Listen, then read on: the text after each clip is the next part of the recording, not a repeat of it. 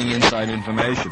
But all the information I get is that Mike has his tongue so firmly implanted that they love him over there. So Sandy's in trouble, huh? That that Bob Rich and Mike Anthony leave their shoes outside their office, and on his breaks, Mike Miller comes out and shines them up good, and anything else, Massa, and then runs back in and does his program. So suppose the guy doesn't belong on the air.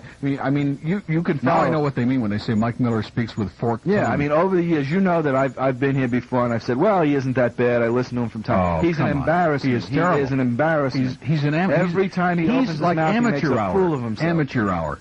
And, this whole thing with... Why do you think they're not going to New York tomorrow? Because they haven't got him. They've probably got the secretaries over there signing petitions like crazy so that they have at least a respectable number. He had 6 weeks to ask people who could be opposed to bringing the Super Bowl to Miami, and he can't even get that done. Really? So I would say he'd be the one to go, but now... if they put Kane 2-6, that certainly would seem that way, right? They've got Sandy now 10-2. Wait a minute. But let me ask you this question. Do you really believe that a guy who is making a lot of money and who has got a pretty firm position in the afternoon because has had no competition, do you think that he's going to leave one station and go to another for any amount, forget the amount, without ahead of time having some agreement on what time he's going to be on the air? You really believe that? Yeah, I do. I think because for the kind of for the kind of money he's paying them, they'd do just about any. He would. He doesn't know. I mean, he's fairly honest with me. I'll say Steve has never lied to me, unlike Fowler, and he told me he honestly doesn't know. He told me what he wants. He says he wants to do 2-6, and he said that that he's heard talk that they'd like him to do 10-2, and we both agree that would be a mistake because you just don't fire your best cannon against your best cannon. That doesn't make sense. By the way, in the next hour following CBS News at 11, I want all you people, even you radio people who are listening this morning, to call everyone you know because we have another major coup, and you're going to be here to cover it exclusively for the Miami News. What is that? We have the debut of Key West Vice, which is the sequel to Hallandale Vice. I thought of something. If Steve called us, would that violate his on-air? I think so. Would it? Yeah, because I think he would call if it didn't. I don't know. Well, Steve, if you want to call... he's not going to jeopardize that kind of money to call in. But if Steve does want to call, we would put him right on the air, wouldn't we? Sure. Oh, yeah. If Steve, and we know that Steve is listening. There's no question. No, he told me he'd be listening. You could bet your life. Oh, he told you he was going to be listening? Oh, yeah, he told me he'd be listening. Yeah, well, Steve is a big fan of mine. He won't admit it. And I thought he was listening for me. I do... Forget that. I do recall when I first went on in the daytime, he said in the beginning he thought it would be real close, neck and neck, and that Al and I would, battle for the audience. Then he later on retracted that, said that I couldn't cut it in the daytime, that all I had was those old condo commandos. I wonder if he's going to change his tune on that. Wait a minute. If Fowler can go on IOD if he's employed by NWS, why couldn't he call us? That's right. Excellent point. I think the precedent was set yesterday, Steve, so if you want to call in, we would certainly put you on the air immediately for you to give us the lowdown. In fact, what other station in the market would promote... Yeah, Kane's going to be on another station. He might even be a competitor in his time slot. But we have thick skin here. We're not, thin-skinned wimps. We're just thick-skinned wimps here at WINZ. Okay, so we have that big exclusive coming up thanks to Mark Mosley. I can't believe it. Mark's going to be doing a lot of stuff for us in days to come after yesterday. Boy, did he have a heated go-round with Marlon Bailey yesterday. It was incredible. Even F. Lee Bailey was involved in that thing, and Jerry Bailey was riding in the... J.D. Bailey, yeah. Is he okay, by the way? Is he recovering? Yeah, he won a race yesterday, so he came back, because he was injured. No, he's back. He won a race yesterday. Good. Well, we're going to talk horse racing later, too, because the Derby's coming up, and Tom's going to give us the winner. And hockey? Oh, last night. What a depressing night. I mean, with Lassiter in one ear and a hockey game in the other, you can't get more depressed than that. That's my second Well, that's good, but Mike Wolf wants the news here, and then the world news from CBS at 11. We can keep going, and then we'll come back with Tom Jicha, with Key West Vice, with Bon Jovi, and all of that other good stuff, and some departed talk show host at 11:06. Go ahead. Put a little excitement in your life. Listen to Neil Rogers, middays 10 to 2, only on WINZ, Miami. To mouth at each other, but ladies and gentlemen, we go to the ends of the earth to bring you the top radio talk show talent. I can't believe that we have a celebrity on line 3. Steve! How you doing, Neil? Hey, Steve, how you doing? It's great talking to you. Tom, how's it going? Great. Long time, huh? Really, I can't believe this man. I'm off the air for a month, and he's stolen all my sponsors. What do you do with Lakes of Carriage Hill? Yeah, well, listen, between now and the middle of July, baby, you better watch it. Is there a restaurant there? Recreation Center and the full-time social director. Captain Crab may take you away by the middle of July. So how you doing? What are you doing with all this free time? It is so fantastic. In fact, to tell you the truth, I'm kind of sorry I only had a 3-month no-compete. I would have liked to have had a 6-month. It has taken me the first month just to unwind and relax. I'm so mellowed out, nobody even knows me. They say, you can't be Steve. But I've gotten rid of all the tension. I've spent some time, I know you'll love this, Neil, up at the DeSisto School. Oh, my God. 10 days up there getting my head shrunk. Great. And yeah, I saw you on CNN the other night. It looked like a little tiny head on this big body. It was incredible. I haven't seen it yet. Lee Fowler gave me a tape, but I haven't had a chance to play it. Although I don't think we can say head on the air anymore, can we? Oh, really? No. Listen, I wanted before we start, I want to set the record straight on a couple of things. Please. I'm set. Number one, in terms of my leaving WNWS, I was not unhappy at WNWS at all. In fact, I really enjoyed working over there. The problems were financial between us, and that was basically the reason I left.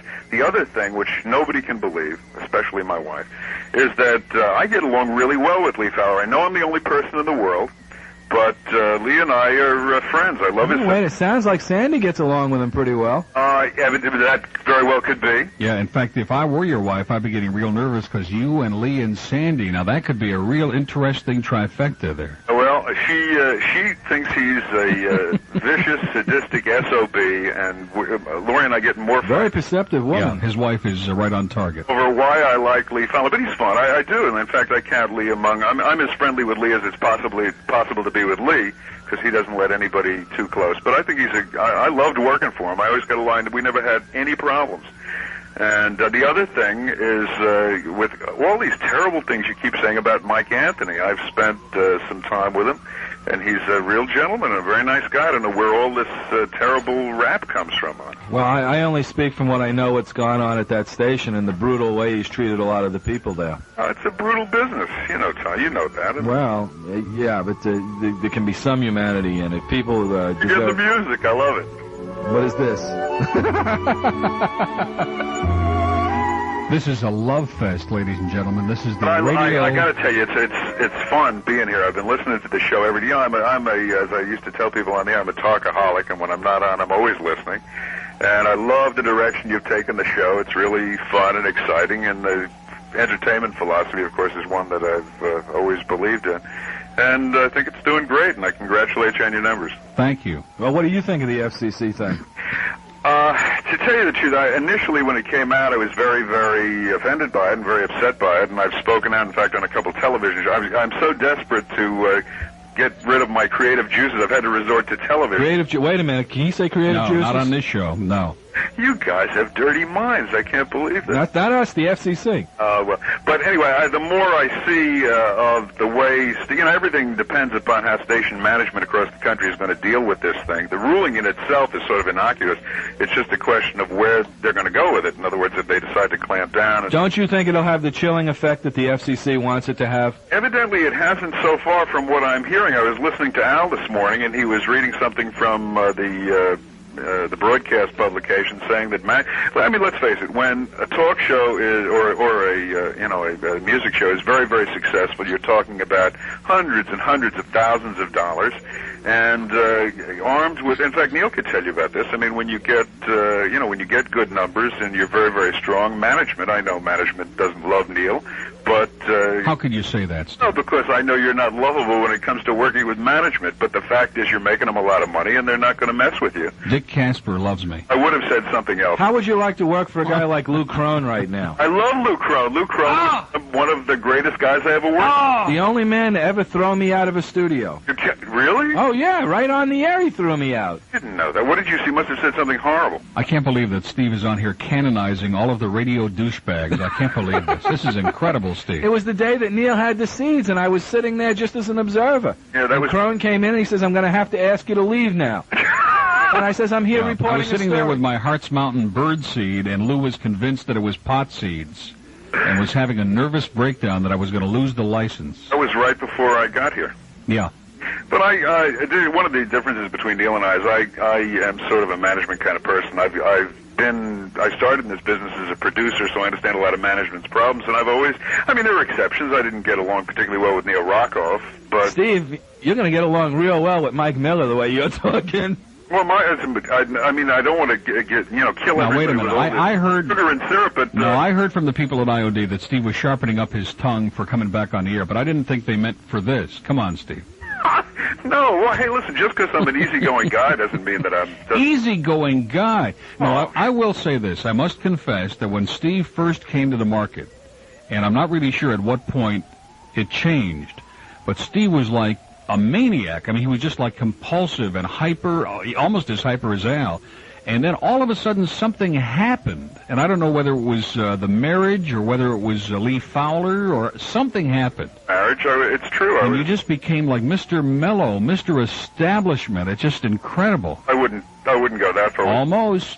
I did go. The marriage did change me a lot. I was very frustrated and angry, and I just come off a very bad relationship when I got down here. And when I'm angry and frustrated, I do have a tendency to take it out on my show, But I have mellowed somewhat, but I still know what it is to get nasty. I think. Well, what does that mean? Does that mean when you come back on the air we can expect which Steve can we expect? Well, I can tell you this. The Dade County Steve or the Broward County Steve? I can tell you this. I'm not going to be like I was when I first got here, because I'm not that person anymore. Yeah. But I can give you a little insight. There's been a lot of speculation about whether, WIOD was going to tone me down, and because they have had, let's face it, a very conservative image. Boring. Yeah, bland. Well, I'm trying to put terminal it diplomatically. Mm-hmm. But in my discussions with Mike, he is very anxious for me to, he said, whatever you want to do, you just go for it, and they're not going to inhibit me, and they want me to be as outrageous as I feel comfortable with being. So there's going to be no censorship and no toning me down. And I'm kind of looking forward to that. The other thing that I love, Neil, and I think you'll love this too, is, there was ever since you moved into mornings against Al, yes, there was a moratorium passed on, on going back and forth with you on the air and on attacking you or issue with you, which I hated, because, I think some of the best shows that I've done, and I think you too, I think we enjoy playing off each other a lot, and I love going after you. Playing off each other, can you say that? Yes. Figuratively speaking only. When you say some of those things that are perhaps, now you need somebody to keep you in touch with reality. And I was not allowed to do that, and at WIOD, they've taken the gloves off. They say if you feel, if Neil gets out of line, you can feel free to go right after him. So it'll be fun. Great. I know you look forward to that as much as I do. Okay, now when is this going to happen? In the morning or in the afternoon, Steve? That, as Tom told you, I spoke with Tom yesterday, is still up in the air.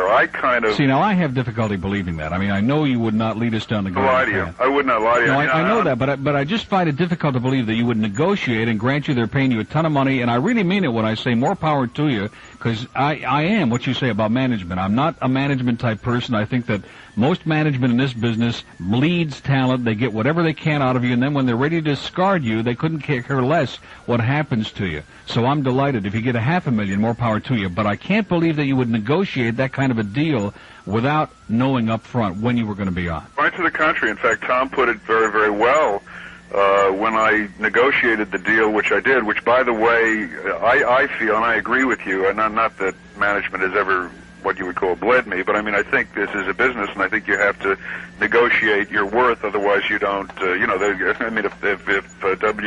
could have hired me for $25,000, they would have been glad to do that. Yeah. But I think the salary thing, I think is something that will benefit all of us, because we have a tendency, what was it, Tom, you said a great... Yeah, Ronald Reagan's the rising tide lifts all the ships. For sure. Yeah. And I think it certainly will benefit all of the major talents, certainly in this area. But, and I told Mike when... Well, it already has. David Gold said he won't come back for a penny less than you make. I hope he doesn't hang by his thumbs until that happens. Yeah. But I hope he does. In my discussions with Mike Anthony, and he's, I find Mike to be very open and very, very, I haven't worked with him extensively, but I told him, I said, listen, I'd be glad to tell you, what I think, but when you're getting paid this kind, they don't pay me this kind of money to make, management decisions, and as far as I'm concerned, they want me to do overnights at this price. I'm more than happy to. So it really was not That's what they do when they want to get rid of you. What? That's what they do when they want to get rid of you. Yeah, well, I don't concern myself too much with that. My feeling is that as much as, and I mean this, I mean, there is a part of me that has always wanted to go up against you, Neil, because I think it'd be fun. I think it'd be a good match. But the point is, why split that audience? I'm just giving you my thinking. Certainly not the managements of IOD necessarily, but I mean, the thing is, if I go on after you, then disclaimer. It's convenient, to have your audience join me at 2. But I mean, that's what and leave Taffy? What? And leave Taffy? Well, I might have some problems with Taffy. I don't know. It might be difficult. By the way, you are brutal to that poor lady. Why? We speak only the truth on this show. I've got to ask you this. What is Taffy like off the air? I mean, off the air, she's delightful. We get along great. She came in at 2 yesterday. She said, I don't want you to think that it was me, because I don't have any problem with anything you say, and I think it's all very funny, and so on and so forth. She doesn't understand. It's all, I mean it. Understand, you're right. Exactly. But, no, we get along great. Well, it's interesting. I got to tell you, it gets very... Weren't you surprised to learn she was a black woman, Steve? I heard that. No, of course not. I got to be very honest with you. As a matter of fact, she's related to Robin Quivers. Did you know that? No, I didn't know that, yeah. I got to be very honest. I really don't. I try. I try to listen to everybody. I can only make it about 5 minutes into Taffy's shows, and I keep tuning back, hoping that something will happen that'll hook me in, but so far that hasn't. Well, what happened to Lee in the ratings, I wonder, because Lee had some serious problems in here. In fact, we might give Steve the hour-by-hour breakdown. The book is in. I'd love to hear that, yeah. Would you like to hear it from what, 9 a.m. to 3 p.m.? What I'm really interested... Probably like 3 to 7 is what you want to hear. Not to sound too commercial, but what I'm really interested in are the 25 to 54 numbers. Great. Well, it's unfortunately, KISS beat me out in 25 to 54. I had a 6 share in men 25 to 54. Go through the day. Let me hear you. You can break it with me, because I've been listening and I haven't heard a breakdown of everything. How about you and Al? Give me a rundown of Okay, I'll tell you what. You can hold on a minute, right? Sure. You're not going anywhere. Are you? I'm out of work. I'm going nowhere till July 1st. But they got to pay you for this, right? Yeah. Oh, my God. Don't have to. They're just, I get some living expenses. Out of the kindness of their hearts, they're paying you to keep your silence. They're very nice to me. Great. Okay, hold on a second. This is Steve Kane. Mr. in Limbo in Talk Radio. It's 11:19 at WINZ. When we come back, we unveil for the first time anywhere the exciting new numbers. All next week on 39. It's 11:22 at WINZ, the land of the free and the home of the grave. Steve Kane is standing by now. This is a momentous occasion, isn't it? Yeah, I love it. It's exciting. Okay, at 9 a.m. I can't give you the shares on 25 to 54 because they're not on this page. I do have the numbers of people, average quarter hour, which make it terminal for the audience, but I'll try to do my best, okay? You can just give the regular numbers, whatever. Okay, 9 a.m., WINZ, 4.2. These are shares of the audience. WNWS, 5.2. At that. WIOD, 4.0. 10 o'clock, WINZ, 8.5. Are you there, Steve? I'm with you. WIOD, 2.7. Oh, boy. WNWS, 2.8. Brutal. Sandy and Al are in a dead heat. 11 a.m., WINZ, 8.1. WIOD, 2.5. WSnooze, 2.9. Noon, 12 noon, WINZ, 7.1. WIOD, 2.3. WNWS, 2.2. Oh, my God. 1 o'clock, WINZ, 7.0. WIOD, 2.3. WNWS, 2.2. Wow. 1 o'clock. Should we keep going? Sure, go ahead. You're getting up to your numbers. 2 o'clock. Good part. 2 o'clock. WINZ, Taffy McCallum, 4.0. WIOD, 2.3. WSnooze, are you listening, Lee? 1.9. Oh. 1.9. Painful. Oh. Even the glow in the if I was the program final tubes can get more than a 1.9. Well, let me stick up for my old station for a second. Please. I count on you for I know you'll give me an honest answer on this one. That 4 point whatever it is that Taffy got. Now that is a spillover. It's a spillover from your show. Plus the fact you spent so much time attacking her. Well, wait a minute. In addition to which, the demos. 67% of the young demographics all disappear at 2 o'clock on this station. I can believe that. That's a true story. For example, men and women 18 to 34, in the 1 o'clock hour we've got 9,400. In the 2 o'clock hour we've got 3,300. Yeah. Well, that would figure. Okay. Now let's go to 3 p.m., okay, because this is of some interest to you. Right. 3 p.m., Taffy has a 4.1, WIOD a 2.5, and W Snooze has, at 3 p.m., a 3.0. Unreal. Ooh. At 4 o'clock, we're doing news, 3.2, IOD has a 2.7, and Snooze a 3.4. 5 o'clock, WINZ with a 3.4, WIOD with a 2.4, and W Snooze at 5 p.m. with a 4.0. That's the big hour. At 6 o'clock, WINZ with a 2.4, IOD with a 3.7 with Sports Talk, and W Snooze with a 3.1. And then at 7 o'clock, Shirley with a 2, then a 2.8, Jerry with a 5.3, a 6.6, a 9.4, and a 12.9 in the midnight hour. Well, not a sterling book for WNWS, that's for sure. No. And I have a feeling it's only going to get worse. Ooh. Well, okay, like I said, Steve, you were over there. Has Lee Fowler ever hired anyone who was successful? Well, it depends what you mean by no is the answer, I guess. But I don't know. I don't really understand fully what they're doing over there, other than I can give you a couple of theories that are, from the inside that people may not realize. They have an excellent sales department at WNWS, and there is some feeling. See, understand something. They view the entity over there as a combo. And, of course, when you've got the number one FM station, which generates massive amounts of revenue, when you have a bad book at WNWS, you kind of lean on your combo figures, and they have a sales department that's excellent over there that is able to do that. And they do not, I can tell you from a business point of view, experience extreme variations in income for the station as the numbers on WNWS fluctuate up and down. So from a business point of view, and basically, let's face it, we as performers and as listeners tend to view the radio as entertainment, and from a programming point of view, but basically it is a business. And when you're doing practically as well, when you have a good book as a bad book, it can make... Yeah, but that's a cop-out, Steve. That's like saying Dwight Gooden wins 25 games and the Mets' second pitcher wins 5 games. Saying, well, they won 30 between them. That's not bad. Well, understand something. I'm not giving you my viewpoint. I'm just telling you, how they tend to view it at the station. And there is also some feeling of why spend... In fact, I think this was at the root of the salary conflict that I was involved in with them. They went to their sales manager, who, quite frankly, is not a dear friend of mine. He was the only person over there I really didn't get along with very well. You were probably selling more than he was, that's why. Well, no, because they didn't really permit me to get too involved in sewing under Mr. Lappa. You hear that, Steve? You bum. Finally got a little shot. It took 20 minutes, folks. We finally got a little shot from Steve. That's good. There are people in the business I don't like. A few, but... I don't want to mention any names here, but... Right at the top of the list. But the point is... I don't want you to do negative on this show, Steve. If you want to be positive, that's okay. I don't believe in negative. But the point is, the story I got is that they went to Steve Lappa, and they said, do you need, how important is it that Steve Kane be here from a financial point of view as opposed to a programming point of view? And Mr. Lappa said, well, we don't need Steve. As long as I'm here, we'll keep it sold out. He's not important. And evidently that was at the root of their bargaining philosophy. Really? And that's the story I've gotten. I assume it's true. And knowing Steve Lappa, I can probably believe that. And that's why I'm no longer at WNWS. But okay, now there's all this rumor about Al being very disenchanted with what's going on, and he and Lee have been sparring on the air.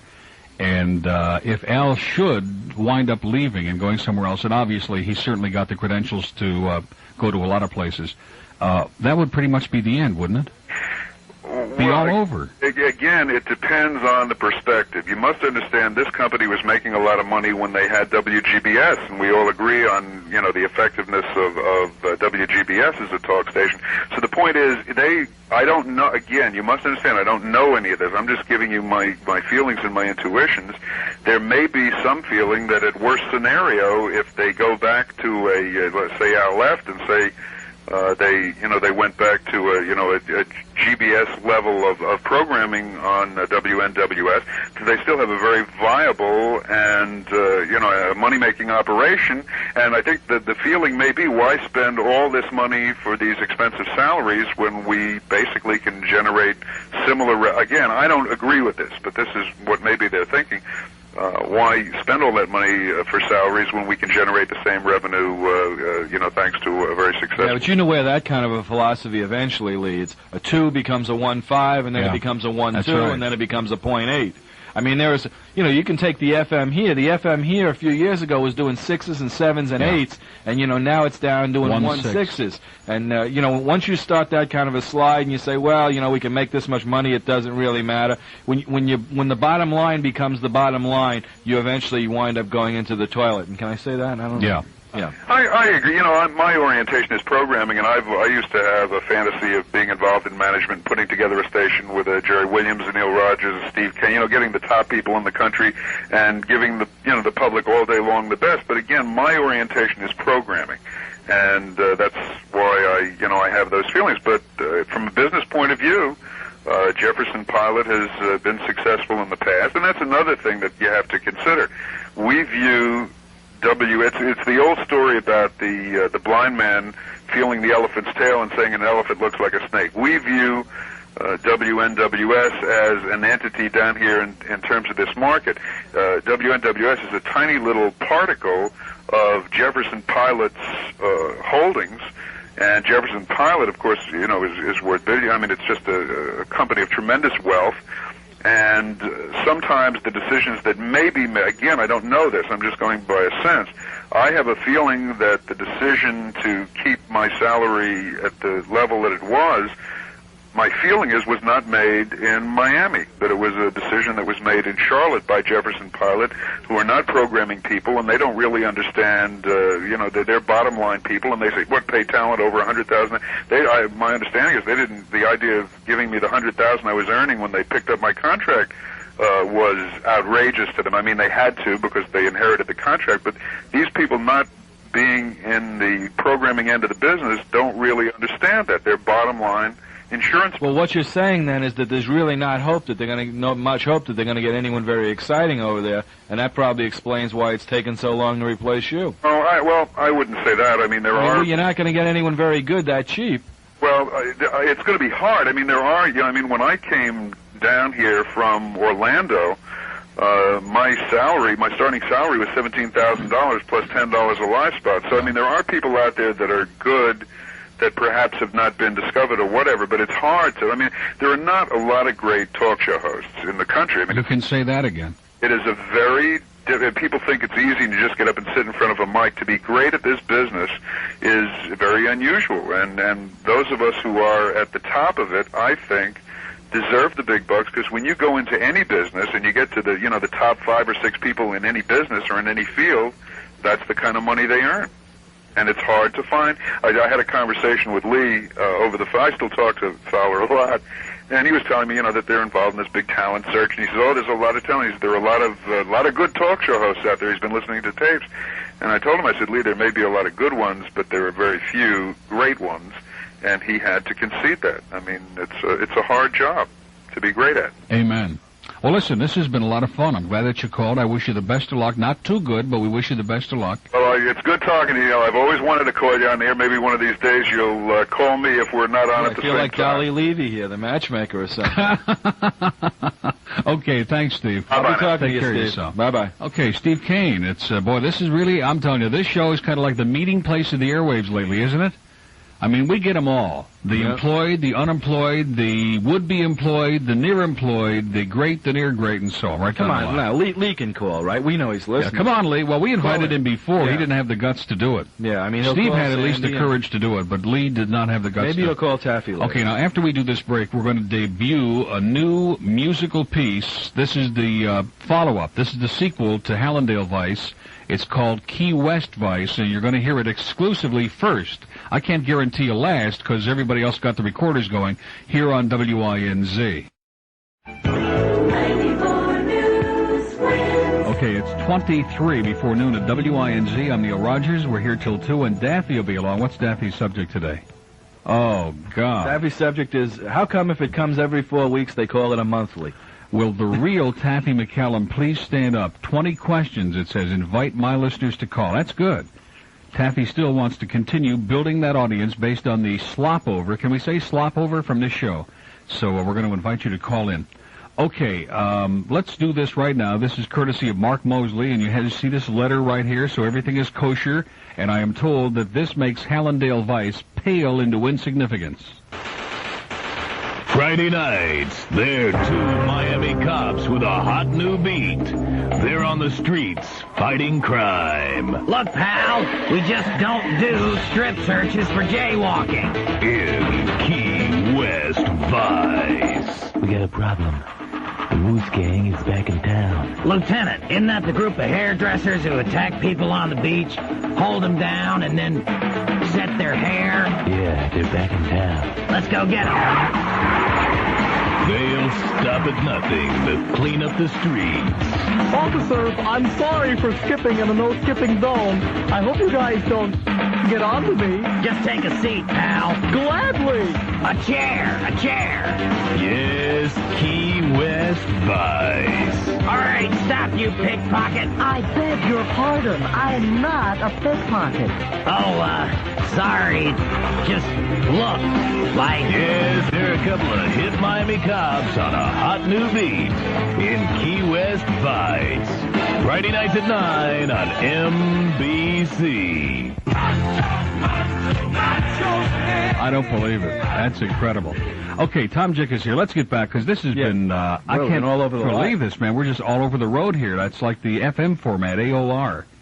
All over the road. Okay, now let's talk a little bit about that. Yeah. And I understand a lot of this is in stuff, and some of the people in the building get very nervous, and they're always telling me, too much of this inside stuff. The audience, they can't relate to the... The audience doesn't care. They love every minute of it. Oh, yeah, I get They calls love from people it. before. Come on, you're going to talk about the ratings, right? Oh, and all that. Yeah, I mean, even if we just make it up as we go along, like Lee does, you know. Can you believe they're still playing the most listened-to talk host in South Florida? That's shameless. That's absolutely shameless. I was going to call them on it last rating book when they did it, but to continue it after two rating books. I mean, there are only two rating services, Birch and Arbitron, and both of them have the same result. You know, in the latest surveys, it's not even a contest, Alice.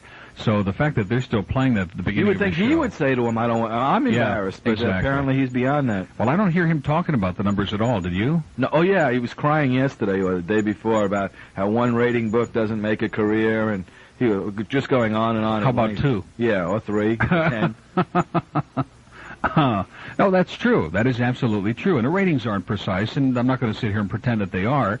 But certainly they indicate a trend, don't they? They sure seem to. And what it is he's really an oasis over there. I mean, despite all the kidding around, he really is the only talent they have left over there. I'll tell you one thing. The only oasis that's successful in this town is Russ Oasis over at the ad team. But other than that, being an oasis is a bad situation. But it really is. He's the only one over there now that's pulling any kind of an audience. And, you buried him. You can see he's got a 5 before you come on the air. And if you weren't here, he'd probably still Al do does very well when he's unopposed. He's got a 5.2 in the 9 o'clock hour. Last time he had a 5.6 in that hour. Yeah, and you can't say anything about... Look at the other I shouldn't say unopposed because Sandy was on in that hour, but that's the next best thing to being unopposed. Well, one week she's on that hour, and the next week she's on with Mike Ranieri, and the next week something else is on there.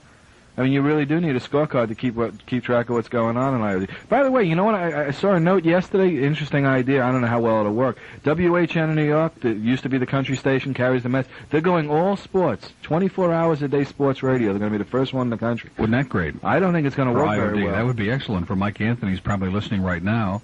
And there's a rumor that Sports Talk is going to be going 4 hours. Yeah, I heard that, 6 to 10. Yeah, but not very often. Because how many nights aren't there games? They have a game on just about every night. See, they don't understand, though. They had that fluke back in the fall because the Dolphins and the Hurricanes were a big topic of conversation. Yep. And they had that fluke for sports, and Anthony comes barreling into town, and he looks at that, and, hey, let's do 80 hours of sports talk. This, as well as I do. This is not time of year, there's nothing to talk about. Although I will say, I did, 2 days ago, we did a whole show on hockey. Well, not a whole show. I heard it. But we never had an open line. I mean, it was incredible. Yeah. Some of those names that were coming out there that... Doug Moans and... yeah, Johnny Busey. Doug Moans, can you say that on the air? I don't know. No. It depends what he's moaning about. Doug groans. Doug makes guttural sounds, perhaps, but certainly not Doug Moans. We can't even discuss how Terry Sawchuk died. No, please. This is a family show. Although I will say this, in the teen column, all across for WINZ, we have no teens. 0.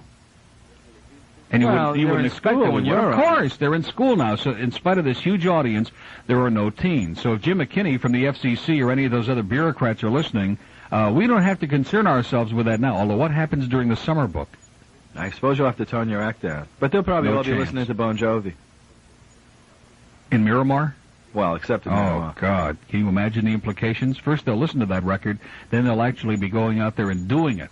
God all the forbid. kidding aside, that's really frightening. I know it. It really is. It's just, and this is what I keep trying to tell people with this FCC thing. It's got nothing to do with Howard Stern. It has nothing to do with shock radio. It's got to do with the idea that all around us we're surrounded by a group of right-wing, oppressive people who want to censor. People and it's who not want acceptable. to tell other people how to live their lives. They're not satisfied. If they want to live their own life in some oppressive manner and, genuflecting every 3 seconds, God love them, they're entitled to do it. But don't tell other people they have Kyle to do it. just reminded me, we don't subscribe to the summer book. So, see no evil, hear no evil. We don't know. I mean, if we got 8 million teens listening, we don't know about it. This I'm whole sorry. business. Cosford made the point Sunday in his column, which, for the people who weren't listening before, was a wonderful column. They always find some justification, and children are a great fallback. We're protecting the children, because who's going to come out against protecting children? But in point of fact, anything the kids are hearing on the radio, they're hearing a lot worse in the schoolyards. And anyone who's ever been near a school knows that. And the words, after you hear them and use them for a period of time, they become meaningless. Well, just for a good example, you couldn't say rape and you couldn't say virgin and pregnant on the air 10 years ago. Yeah. And remember when Parr said water closet? Yeah, and NBC he had wound to up have this leaving the breakdown. air. Yeah, Or the water closet. Yeah. And the reason I use the word rape, the one absurdity, lunacy in our whole language is that you can't say the F word, which to most people has a pleasant connotation. Well, depending on how you use it. Yeah, but you can say rape, which is ugly and vile and disgusting, and is essentially the same thing. Well, I'll tell you one Now thing. If you figure that couldn't out. say rape on the air now, there'd be one talk hostess who'd be off. She wouldn't have a show left. Yeah, that's true. She'd be out of Well, business. she don't have a show left anyway. Oh, come on. Now, what did Shirley do? Did I mention that before? Let's take a look at those 7 to 9 numbers. A 2 at 7 o'clock and a 2-8 at 8 o'clock. I guess you're right. I bet you Shirley had to run out for Sherman after Lee called Sandy yesterday. Yeah, can I make a prediction? Because I really don't know. I just talked to a lot of different people in the business, and I put all the rumors together. I think Sandy's out at IOD. If she is, I she'll think be on Sandy will NWS wind up immediately. doing at W Snooze. I'm not sure what hours. I think she's going to wind up over there. I think that Steve will do 10 to 2, and Miller will do 2 to 6, and Bill will be on at night, and that's it. I think that's going to be the IOD. I disagree. I really do. Although I agree with the second part. If she is out, she'll be on NWS as quickly as is allowed. I don't know if she has a no-compete, and I don't know if a no-compete is valid if they get rid of you. Is it? Oh, hey, that's a whole different ballgame. If she's an employee and not an independent contractor, they can hold her to a non-compete. Even if they get rid of her? Sure. That doesn't seem right. But anyway. Well, unless they have some kind of an agreement. Yeah, she'll be on NWS immediately upon leaving IOD. Except I happen to know that she wants to stay at IOD. You're not dancing on her grave now, are you? No. She was very indignant when she came back about my dancing on her grave. No, I think that she'll be at IOD for a while for a number of reasons. I think that what happened the 3 days she was off, they're afraid of some kind of a backlash. And secondly, Sandy has about 9 years and change at IOD, which is a Cox company, the same company I work for, and after 10 years you get a wonderful pension. That's it right. really is. That happens to be true. And so Sandy she would be very foolish not to try and hang on there. Are you hearing that, Sandy? Hang on. Well, she knows it. How's the plastic surgeon doing? By the way, that was a terrible shot. Actually, Sandy said that. And you stole it from her, which another thing in this rating book that really has... I know that people in the audience, they listen to different kinds of radio. ER and she and Zeta are... And some are music. Wouldn't it be something if all of this kind of like little creeks and rivers met, and they all turn out together? Well, I bet you that if you went out in the street and you asked 100 people, that 60 of them would tell you a contra was something you use having sex. Probably. There's just no... Maybe Jim Baker is having sex with contra leaders. Yeah. Or contraband. There was a picture of Jim Baker right after he went off the air, and it was taking a long lens about a block away. He was sitting with some babe that wasn't Tammy by the pool. I mean, a real shapely young... Really? Yeah. Well, they all supposedly, according to the latest things, they like to swap around. Swap meet, they call it. Yeah. Well, if you... Out on the West imagine Coast. waking up to Tammy. is sick and needs help badly. She's incredible, man. She's a piece of work. Okay, listen, we're at the end of this hour, and we've digested it, and we've heard from some real celebrities out there, and greats and near greats. It's been an incredible first 2 hours. But when we come back, following the new news break, then we're going to turn it over to the audience, and if they're not excited about ratings and radio and the FCC and everything... And now, here again is Neil Rogers. Okay, it's 10 past noon at WINZ. Tom Jicha is here, the TV radio editor of the Miami News. We're talking about radio and television, about the new ratings, and about anything else that tickles your fancy. We're talking about the FCC and First Amendment rights and a whole ball of wax. And let me give you our numbers. In Dade County, 624-0191. 624-0191. In Broward, 764-0707. Tom is just immersed. You could go blind reading those in the numbers over there. Just having a nervous breakdown. If you really want to have one, let's start in Hallandale. Hello. Hi, Neil. Congratulations on the book. Thank you. 2 points. First of all, Ed Little is no longer with Mutual Radio. I know. He's down here running traffic patrol. Oh, he does traffic patrol? Yeah, he owns the thing. I didn't know that. Yeah. That's the one that's on all the other stations that give it to him for free, and you guys are the only ones that have your own airplanes up there. What was that all about? What was that all about? Who was that? Oh, he's out of traffic patrol? Where did I just have that guy? Oh, okay. Yeah. Okay. Getting all kinds of hand signals here. All right, sorry, I'm in the business, so I know about that. All right, did you happen to see the McNeil report on Friday? No. You missed a good one. They had this is to do with the FCC, and they had the girl on there by the name of Diane Killery. She's the FCC attorney out of Washington. Yeah, she's a moron. Yeah, you got that right. Yeah, she was on the Crossfire show with Kane. Yeah. Her first comment was that, quote, organs that are offensive. Now, what does that mean? Her mouth's offensive to me. Yeah, she is patently offensive to me, and everything she says is patently offensive. I know it, but it was so funny to look at it and all the things. And it, let's see, I just got a few notes there. The innuendo. This is talking about Howard Stern again. Yeah. The double entendres, the innuendos, over the line to the extreme. Now, what again does that mean? Well, who measures what's extreme? That's the thing. You got that right.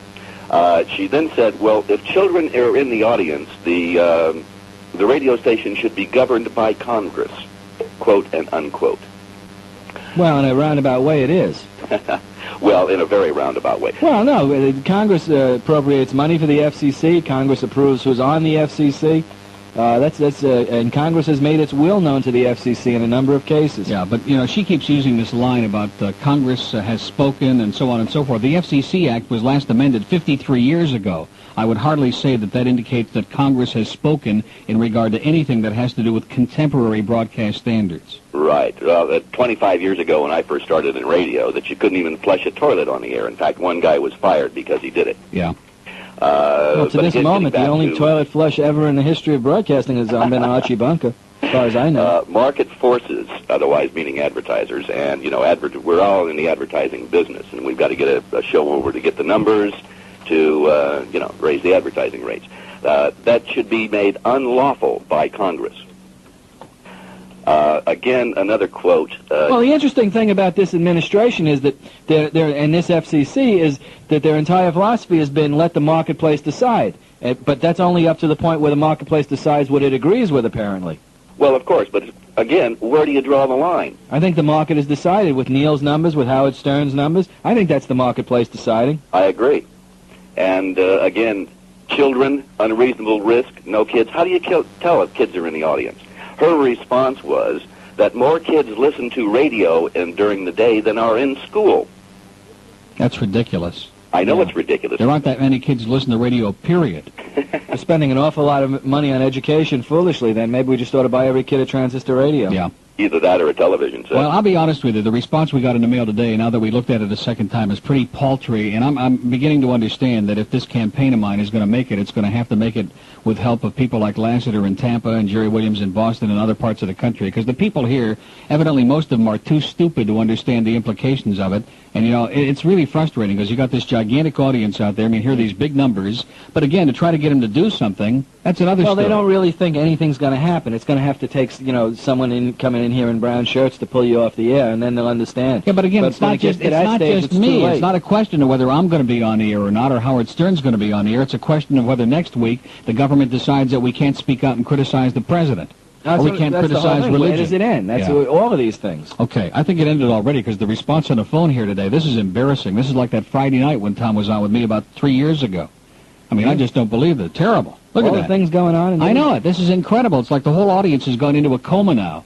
We've got 2 lines open in each county. In Dade, 624-0191. And in Broward, 764-0707. Fort Lauderdale, hello. Hello, how are you? Okay. Great. I have a couple of questions. This whole talk radio thing is kind of new to me. I'm from the United Kingdom, where it's not really that prevalent. What's been going on recently seems to be very, very controversial, because it would appear to me that the whole idea of talk radio is so the general public can view their particular views on current events. No. No? No. Well, I would have thought it would be a good medium for that. Well, that's part of... I would imagine that's why you have the telephone call-in, so that the general public could view their ideas. But if you bear with me, what I want to know is there a definite or a definitive policy on the words that cannot be used? Because it would appear to me, again, that anything can be misconstrued as suggestive or patently offensive, depending upon the person who's listening to it. Mm-hmm. You've got people like Lyndon LaRouche, whose right-wing views could be, described as patently offensive to anybody. Yeah, well, that has to do with content, and the Commission says they don't care about content. But does it not come back to the patently offensive thing? No. Patently offensive is in terms of sexual material. Oh, yeah, you can talk about killing. Sexual or excretory activities or organs. That's what's patently offensive. You could come on and shill for the Klan and other disgusting organizations. You can make anti-Semitic or racist comments or anything you want. You can't talk about sex. That's okay, but if you have any discussion that has sexual innuendo and dealing with organs or excretory activities, which is another way of saying you can't say SH on the air, then they get all upset about it. I think this thing's being attacked maybe from the wrong perspective. The opening part of the First Amendment is Congress shall make no law regarding an establishment of religion. And obviously these laws are based on religious taboos. They're not based on any kind of anything that makes any sense. It's all based on religion. The Christian religions that are now in vogue are the ones who are pushing for these anti-sexual drugs. You can talk about all the violence you want. You can put all the disgusting killing you want. But if you talk about sex... You cannot air a show that, say, has something to do with perhaps PMS, premenstrual syndrome, because that's obviously pertaining... That's both sexual and excretory. Yeah, good luck. You obviously can't air a show about so that. the obvious answer is that we don't know. They've made this vague and ambiguous ruling. I've got it right in front of me from the FCC. And they don't want to give you any specifics, so who the hell knows what we could talk about? Well, that's intentional. And by making it vague and ambiguous, what they're trying to do is to intimidate a lot of broadcasters, a lot of license holders, and to try to, force them to stop talking about things that they consider objectionable. Just like Childers considers things objectionable on bumper stickers. It's so basic and it's so evident, and the fact that the majority of the people out there are, again, like brain dead, they're in suspended animation, they're not going to take any action. This is a classic example of how weak this country is. I mean, the government, they could actually come out tomorrow and say, okay, we're going to take away the First Amendment. Oh, how many people do you think would be excited about it? There would not be any uproar whatsoever. But it's all part of a pattern, like you say. You've got one group that wants to do away with T-shirts. You've got another group that wants to do away with bumper stickers. You've got another group that wants to control what's on the radio. You've got a principal now in Miramar who won't let a very innocuous song be played at a senior prom, at which a lot of the people there are legal adults in the state of Florida. Where does it end? They just chip away gradually, and then you wake up one morning and you find out you're in Nazi Germany again. Yeah. Got several lines still open. The response today, by the way, sucks. We have two open lines in Broward, 764-0707, 764-0707, and we have one open line in Dade, 624-0191. I just can't believe it. Homestead, hello. Hi. Hi. There's a movie that's been on Movie Channel this week called Lenny, about Lenny Bruce. Yeah. And it really is apropos of what's happening now. Well, Howard Stern is the modern-day Lenny. Yeah, it's absolutely. And the thing about Lenny Bruce was, like, in one scene he talks about dirty words, and he said, I'll tell you what's dirty. And then he described several killings. I think he talked about Kennedy's assassination. He talked about segregation and poverty. He said, that's dirty. And then he said, the F word, that's nice, He said, you could even greet your parents with it. Well, like I say, that thing to happen. And it really made me think about it for a minute. What are we censoring? Well, as I said before, and I've said a million times. And we're, then we can listen to all the hate, all the violence we want. Explain to me why you can say rape and you can't say the F word. Yeah. No one has ever been able to explain that to me. 21 past 12 at WINZ. My guest is Tom Jicha, the radio TV editor of the Miami News. We're talking about radio, about television, about the FCC, about the First Amendment, about the ratings, about anything you want.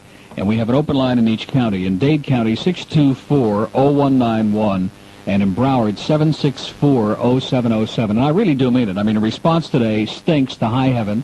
And again, you know, if there are people out there in the audience who think that I'm just going to drop the ball on the whole thing, even if they don't talk about that particular issue, they've got nothing to say about anything that's going on in the business, which is incredible. Yeah, this is one of the most exciting. Yeah, this is, and you know what this periods. reminds me of? I don't want to sound bitter, but in a way I am, because this has happened to me every time. Every time after I do well, which has been most of the time, and the ratings come out, and I don't think I overdo it. I mean, we do talk about it, whether they're good, bad, or indifferent. We've always done that on this show. And it's like, okay, sit there and stew, and now we're, you know, we're just not going to talk to you. This happened to me like a half a dozen times in this market. Yeah, and there seems to be an interest in ratings. I certainly get enough calls on it. People are always asking when they're coming out. Yeah, well, I guess they're all playing hard to get today. I don't know. 22 minutes past 12 at WINZ. Let's do a little break here. We'll come right back. 25 past noon at WINZ. Tom Jicha's here. I'm here. We're kind of in a coma. I don't want to steal Al's material, but we're in a coma. And we have another radio celebrity standing by on the line. Good morning, Mr. Tanner. It's afternoon now. Good evening. How are yours? Mine are still where they were when I got up this morning. Yeah, well, that's good. You know, I think you're right about this business of people being in a coma about this whole First Amendment thing. And I think that the only way you're going to stir up enough trouble to get them excited is to point out that there are so many things in danger beside Neil Rogers and Howard Stern. Howard Stern isn't in this market. It's sort of an abstraction to these people. And you're exactly right, because all this is leading down a road where none of us want it to go, where your listeners don't want it to go. And the road is paved with apathy. It's just that simple. Yeah, so in other words, I don't have to feel bad. You're getting the same response? Well, as Neil pointed out here a couple of days ago, that people kind of thought that Hitler was just an amusing little oddity, you know, in his early, just don't pay attention to him and he'll go away. Well, it's bull, because the fact of the matter is that there are a lot of interesting things going on in the government today. While we're so busy concerning ourselves with what Oliver North and people like that did, General Secord and so forth, nobody's concerned with that. GE quietly gobbled up their biggest competitor for a defense contracting business, RCA, and in the process just happened to get the #1 television network. There's a lot of things going on that people really ought to wake up and pay attention to, and that's on the one side. This is the issue side of what I wanted to comment on. On the other side of the ratings, I've been listening to you guys talking about the album rock situation. Here's the whole story with album rock. Album rock has never been that popular in South Florida. The reason that She did well is because it was only one of a kind. There's always been about six and a half shares of album rock. Back in the old Zeta 4 versus She days, She had a 4, Zeta had a 3. Yeah, Bill, but nobody's doing progressive album rock here. There is no station doing that. Because they're all caught up in classic rock, Tom. They're all trying to go for demographics, you know, and that's fine. I think it's an interesting point. Neil Rogers and I have one thing in common. We play for whoever the hell wants to listen to the radio. I don't care if Neil has 18-year-olds or 68-year-olds, and I don't care if I do either. I have a lot of teens. He has a lot of older people. Who cares? It's warm bodies. You want people to listen to the radio. It's up to the sales guys that get out there and market this stuff to dissect it and feed it to the agencies like Pablum. Well, it's still, you have to wonder. Someone came up, walked in here a few minutes ago and came up with an interesting theory that what's happening now to music on radio is what's happened to television to a certain extent. People are listening to their own cassettes. That's also true. In reality, dance and rhythm-based music has always been a very, very important part of the local music scene in the 15 years that I've been doing music radio down here. That's what it was at Y100. When Y100 got away from that, their ratings went down the drain. What they did this time, as you so aptly pointed out in your column, I think they have made some improvements in their station, but basically they bought the book. They paid $250,000 for a contest that says, hey, if it's your birthday, tune in and win $25,000. Well, that's how they put themselves on the air 15 years ago. Yeah. Right, it worked then. It will work it's working less and less well, less and less efficiently. As far as Hot 105 is concerned, their problem has been, the reason they wanted, I think, to make the change with me that they did, is they want to run the thing from out of town. And I think you folks over there at WINZ know about people from Maine who come in at the Miami airport and freak out because they see Hispanics and blacks standing around. Yeah. And the reality of the situation is that if you don't live and work in Miami, you don't know a damn thing about the radio down here, and you're probably going to lose out as bad as WINZ-FM has. Well, Kane was on whatever before. It is today. It's a joke. Kane was on. There are other jokes up and down the radio dial that are caused by ignoring the fact that this is not Kansas City, Kansas. Well, that's what Kane was saying about Jefferson-Pilot running WNWS from North Carolina. And he's right. They have no idea what's going on down here. This is a unique city, and I happen to think that Miami, South Florida, which is a media term, if you will, Miami, Fort Lauderdale, it's unique. I find it exciting. I think it's a throbbing city, and I think it's a challenge to be on the radio. Throbbing? I don't know. We could be getting in trouble with that. If you think you're going to force Charlotte, North Carolina radio down these people's throats and have them get ratings, the results are obvious. Bill, this is Glenn Hill. How you doing? Hey, Glenn, how are you? Real good. I just wanted to ask you, Neil has been wondering for quite a long time on the air, whatever happened to KC? Well, KC had his last hit record in 1980, and then he had, well, actually not true. He had sort of a medium-sized hit record while I was in Washington around 1984. And I speak to him from time to time. I think what has happened is he's simply lost the inspiration to do his music. I don't know. It seems to me he's just another one of these one-hit stars. He had a one couple ahead. Hits.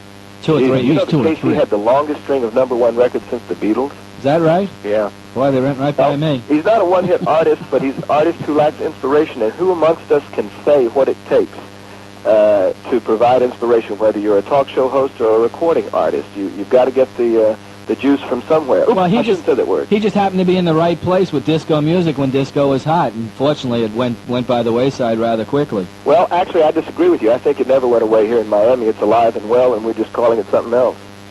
Well, I know what I call it. I know we can't say that. Steve Dahl lives in Chicago, but is here in Miami in spirit this morning. Can't believe it. Well, I certainly think one thing that I was listening to you guys. I don't happen to have a copy of the book because our mail doesn't come, until we 4 or 5 days later by Pony Express or something. But I was listening to your hour by hours. It's incredible. You don't see that sort of personality pull that Neil Rogers has. But listen, the audience, this is the first day. The book just came in this morning at 9:30, and the audience is already getting even now, see? So don't ever get cocky in this market. I don't know if I can say that, but don't ever get overconfident because, man, immediately they turn on you. Now, you know what you provide? You provide entertainment. The rest of that stuff is boring. Yeah. You can say that again. Say it again. Well, anyway, nice listening to you, and good talking to you, Bill. Looking forward to the Emerald Hills event. Okay. Okay. Bye-bye. Good luck. Bye-bye. Okay, 1232 at WINZ. We have an open line in Broward. If there's anybody alive there, 764-0707. Davey, hello. Hello, Broward lives. Amazing. Yeah. Frightening. Yes, those other stations are boring. Geez, where to start? I know. That's probably the difficulty. There's so much going on, people just can't figure out where to start. Yeah, like finding yourself in a motel with Tammy Baker. Yeah. No, please. What do you do first? Take hours just to scrape the face off. I've been trying to get people to sign the petitions. And? They're like, well, what's this for? And I explain to them what the FCC is trying to do and how it's the first step in restriction of our First Amendment rights. And they're like, yeah, well... And they're so apathetic. They're like, yeah, well, maybe I'll sign it. I'll think about it. Yeah, I think the word is dumb. I think you're being kind when you say apathetic. They're just too stupid to understand what the implications are. I know. It's unreal. Then this thing with the principal at Miramar. Yeah. I heard that song when you played it. It's a pretty boring song. Yeah, it's certainly not controversial. I don't see where they can get on their high horse and tell students to do that. Daffy had somebody on yesterday or the day before from school board, Broward County. Yeah. And they got onto this thing about dress codes for students and teachers. And he says he doesn't think teachers should have a dress code, but students definitely should. And I don't see the logic in that. Why should it go for one group and not the other? Well, that seems to be the way of life here. One group of people telling another group how to behave. Don't do as I do, do as I say. Isn't that what the Tammy and Jim thing is all about? Exactly. Exactly. I don't see how these people can live with themselves, though. Why is it time after time after time that the people who are most vociferous about telling others to live are the ones who get caught in the backseat of cars with 8-year-old kids? Why is that? Because they're afraid of everybody being like them. Maybe they don't like themselves. Well, I think they're trying to focus attention on everybody else. They're trying to shine the spotlight at everybody else, and in the meantime, do all of their stuff in the dark. The old line, me think he does protest too much? Right. Yeah. I don't know how this ties in with the FCC ruling, but a lot of the record companies have been lobbying Congress for years to restrict home taping and restricting the imports of these new digital tape recorders in the industry. And Tanner said, you know, most people are listening to tapes at home.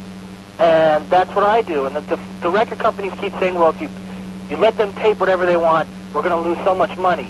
And that's just a lot of BS, because I do a lot of taping, because I like to listen to my own music. I don't like to listen to the FM stations. They're trash.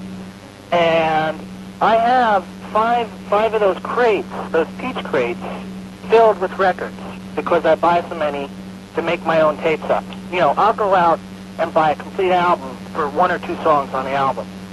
You know, so the fact that I tape makes me spend more money rather than less, you know, because I don't go out and try to get pirated copies. And I think that that's another thing that needs to be looked into, is all this lobbying by these companies. Well, the movie industry, when VCRs came along, fought and wanted to outlaw VCRs, then wanted to tax them, and it's turned out that VCRs are the best thing that ever happened to the movie industry. No, because they got a whole other market there that didn't exist before. Yeah, people are basically honest. There's always going to be some dishonest people, but most people are honest, and they're not going to rip you off. I know. Okay, I got a question here. Yeah. The ratings. You had some of the information a couple of days ago, and then you had the breakdown by the hours today. Why do they send them separately? Why don't they just send them all at once? Well, that's a good question. I really don't know that. I don't know how they go about putting the book together, but they put everything into a computer up there in Beltsville, Maryland, and I'm sure that there's certain things that come out first before they actually print them up, and then they put a whole book together. Yeah, it's voluminous amounts of information. Yeah. I'm looking at a sheaf here almost as big as the telephone book, and it's like a baseball game when the score first comes in over the wire service. First they give you the score, then they give you the line score, and then they give you the box score. It just takes time to put the box score together. The full book is like the box score. Does that phone-sized pack you got there, that's just for the Miami area? Yeah, just for the stations in this market. Wow. It's unbelievable. Yeah, well, there are only about 4 million of them. Okay, listen, don't give up. Keep plugging away for us. I will. One of the reasons why I think you might not be having a lot of people calling today is the end of the month. People getting paid, people trying to do end-of-month business or something. That might be the reason why. That's an interesting theory. Hey, listen, if that's true, I'm going to take off the end of the month every month. That's a good idea. All right, have a nice weekend. You too. Thanks a lot. 23 before 1. We have another celebrity caller standing by after our next break. We have one open line on the board. It's in Broward, 764. Limited. 1240 at WINZ. I'm Neil Rogers. Our guest is Tom Jicha of the Miami Snooze, and we have another celebrity caller on the line. This can't really be Greg Budell, can it? Yes, it can. It sure sounds like Greg Budell. It's me. How you doing? Private citizen Greg Budell. Right. I'm not sure if I want to become a diesel mechanic or go to the French Riviera with Taffy. All these people in No Competes are coming on here today. Yeah, isn't this amazing? We could maybe do a show on No Competes. Get a lot of litigation from this show. Yeah, I thought that having a 6-month pay vacation would be a lot of fun, but at this point, I've got a little less than 2 months left. It really stinks. Well, I'll tell you what. If you'd like to try out, if you want to come in here and you can make some arrangements, I'd love to take the next 2 months off. Yeah, kind of rest on my laurels now. I mean, I certainly can't improve on these numbers, so I'd like to take a couple of months off. You'll just pay me, and you can come in here and do the show. Congratulations, you deserve those numbers. I think it says a lot for being yourself on the radio. I think that's the thing that makes you different, Neil, is that I don't believe there's any contrived or any phoniness in what you do. Thank you. And it's kept me sane. I have left my... I think it's one of those body parts that can get us in trouble for the last few months. It's really been fun. As a matter of fact, I saw somebody who ran into Greg the other day, and they said his was missing. No, so now we know where it went. He laughed it off. Just about. By the way, I can't take you up on your offer because you said something to Linda Thornton a while back. She had suggested that I was considering a move into talk radio, and when you reacted the way you did, I immediately ruled out any career as a talk host. Why? Because I think you had said, everybody wants to be a talk host, or something like that. But that doesn't mean you couldn't do it. No, I just get nervous when I hear people like Joe Johnson as a good example. I like Joe. He's a great guy. Yeah. But although he does take shots at Jicha, Tom's looking with a real sour look. So he's maybe not so great a guy. He's a decent, well, he's a guy. At Tom, least how as far are as you? we know. I'm fine. But the bottom line is Joe is not a talk show host. No. And he's right. never going to be. I will be there May 16th. I have been working as a private citizen, and this is a frustrating thing because I would be railing on this if I were on the air. But when my time comes, I'll do it. By the way, I forgot to mention, Tanner, it slipped right by me, said Emerald Hills, and I guess somebody hasn't told him, but we're doing it here at the station at WINZ. So I'm glad that you just mentioned that again. Yeah, it was good to hear him, too, today. Yeah. And keep on, man. It's great. Hey, listen, Greg, you're going to be doing a music station. What are you going to do to turn it around? You guys are talking about it all morning. What's going on in music in this market? It's disgusting. I have some real strong opinions on it. I don't know how much I can say without, jeopardizing my situation right now, but everybody is researching things three-dimensionally to find out, how many dwarfs like this song. Yeah, let's take another study. Let's call Frank Maggot and take another study for 20 grand. I think consultants are the ruination of the business. They've taken the creativity out of it. Yeah. And I expect, this is a business of feelings and emotions, and I expect to use a lot of that when I get over to where I'm going next. And where has the music audience gone? Pardon me? Where has the music audience gone? The numbers are disappearing. First of all, Neil has shown that you can entertain people without playing a song. I think that, what I'm looking forward to for myself is being able to play to the audience and not to the station management for the first time in 7 years. That'll be, I think, a big change for me. The music audience, I think, is just, they all say, you go out there and they all say the same thing. Everybody's playing the same songs and they're playing them over and over and over again. You're the inspiration by Chicago. How many times can you hear that before you gag on it? Well, Power did very well this time. Is personality DJs coming back? I think so. But the trouble is, there's very few people that can go on the radio and really be themselves as a personality. Everybody's got to be an announcer, and they've got to talk like this, and there's so much phoniness out of it. It sucks. Yeah. I don't think you can say that, but I'll say it does suck. You're right. Well, I appreciate that, Neil. And I enjoyed that. Well, I wanted to disprove what you said. We do need a little music on this show. We would be naked without a little bit. It goes well. Yeah. Those violins, man. Make it up. Make it louder. This beautiful quarter hour of WINZ Talk. Yeah. Well, would Rick Shaw go nuts? Cut right into life's audience for here with this. By the way, Neil, I enjoyed your review of my former employer last week. I almost drove off the road. Really? That was wonderful. You mean the legend in his own mind? Uh-huh. Okay, now wait a minute. Let's see if I can do the talk-up on the last part of this record. It was fascinating. Unbelievable. Was that incredible or what? Wow. Let's go.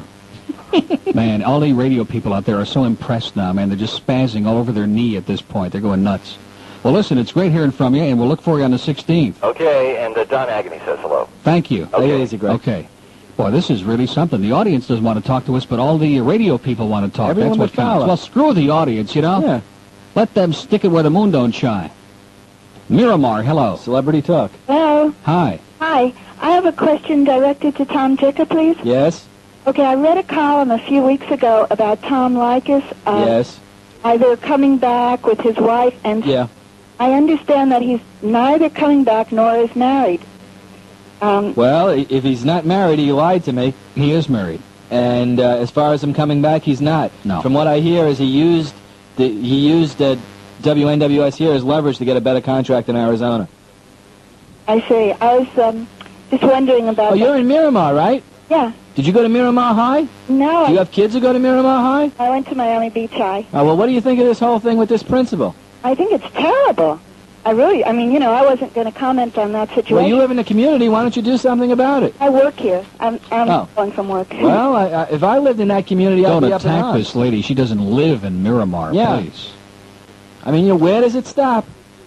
We know how it starts. You can only cringe at where it's going to stop. This is really the first I've heard of it because I don't have children there. I didn't know about this. I really didn't. And it's really an innocuous song. The worst things in it are the suggestions that kids might actually drink beer and fool around in the back seat of the car. And all it really says is fool around.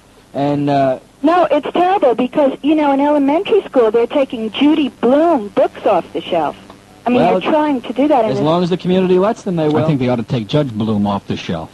Or put him on the shelf. Yeah, no, it's very bad. It should be stopped. To tell you the truth, I didn't know about it. No one ever approached me about it.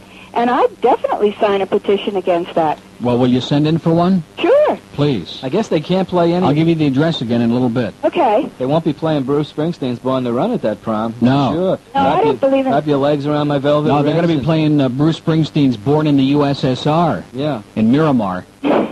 Bunch of commie fascist pigs over there. Yeah, no, send the application, send the form. Okay, thanks. Okay, bye-bye. Okay. Yeah, all of these things couldn't exist. They all feed on each other. When one of them happens, it makes it a little bit easier to do the next one. Fort Lauderdale, hello. Hi, Neil. Hi.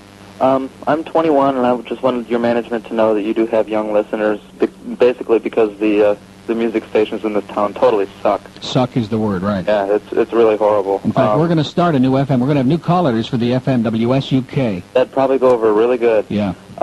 What were the numbers like for the music stations? What was the number one? Probably Y100. They were almost all down. Power went up a little bit, but almost all the others were down. She was down dramatically. GTR was down. The FM here was down. Well, power went up, right? Waxy was down a little bit. Power went up, and Hot, what did Hot do? Went down a little bit? Yeah, went down pretty good. But did it really? Yeah. That's about the only other station I listen to. I drive a lot, so I just got so sick of these fake, like Greg Budell was saying, these fake people on the air. And hey, da. So I just was playing around with the radio one day and ran across Neil. That was several months ago, and I just leave the dial right there on 94 unless Taffy McCallum comes out, and then it's back to Hot 105 for a couple hours. Well, the problem is that all these consultants, as Budell said, they all try and find this one typical person and program the station to them, and nobody is typical. Yeah, it really, I hate to use the word, but it sucks. Yeah. It sucks. Neil, that little spot about Tammy Faye's new album. Yeah. Are you going to play that today? That's hysterical, isn't it? It's hilarious. Oh, you mean, well, that's really a commercial for Tammy Faye's new album. I think that's in the next break. Hey, along those lines, did you know that Anita is coming out with a new album? Anita Bryant. Really? Yeah, I just got my copy of the Weekly News here, and I'm reading all about it. Oh, the Weekly News does not recognize this program. This is like Red China. They don't recognize I know, that's really terrible. Yeah. I run into Jack Sturdy once in a while out and about, and last time... With your car? Pardon me? With your car. Yeah, I'd like to.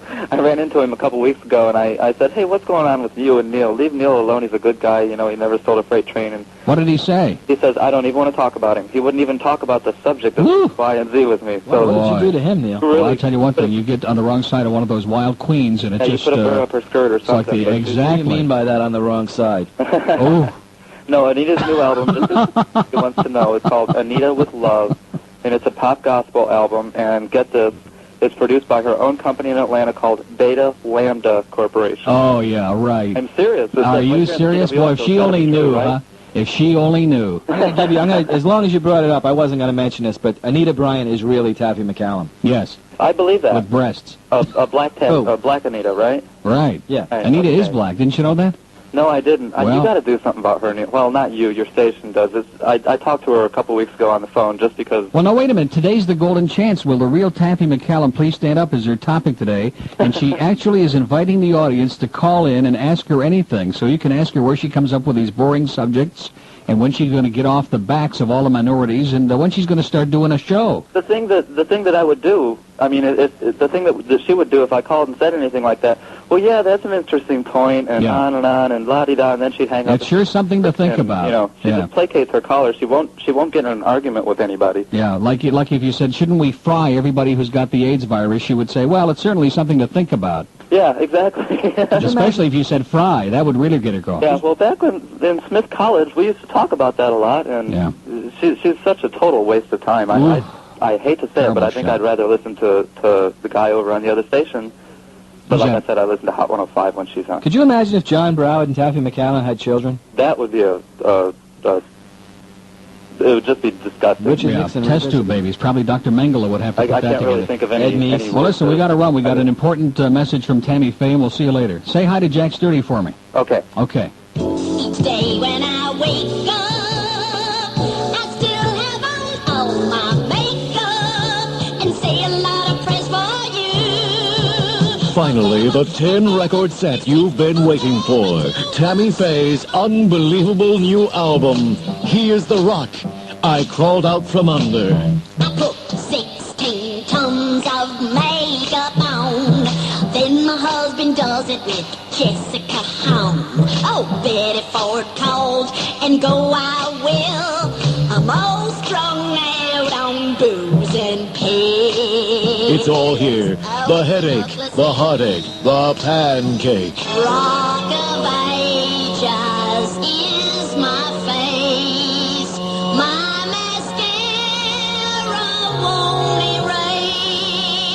Tammy Faye's Here's the Rock That I Crawled Out From Under. Won't you buy my new album? If you don't, you'll burn in hell. You really will. Thank you. God bless you.